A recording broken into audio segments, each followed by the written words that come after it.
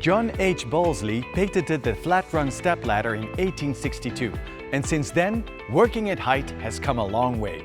From its inception in 2007, Power Towers Limited has revolutionized the way people work at heights of up to 5.5 meters, creating an entirely new specialist sector, low-level access. A mere 6 years later, in 2013, the multi-award-winning EcoLift and PicoLift were introduced to the industry and have since been championed across the UK and globally as a best practice alternative to ladders, podiums, and step-ups. Not only for their improved safety, but also for their simplicity, efficiency, and improved operator ergonomics.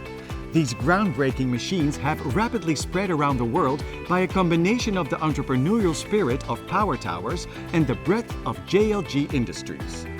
These two companies joined forces in 2015 and have established Power Tower Solutions as the new standard for working at heights up to 5.5 meters.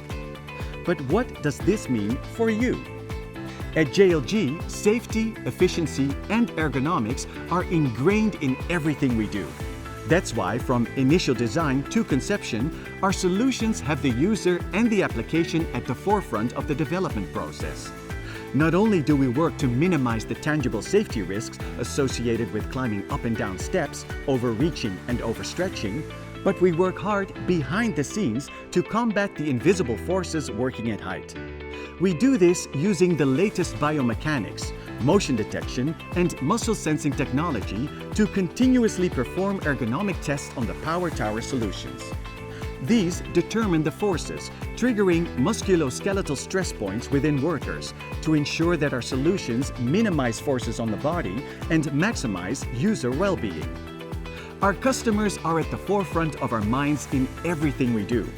That's why every one of our products are designed to deliver solutions that are simple, low maintenance, ergonomic, and economic with long product life cycles.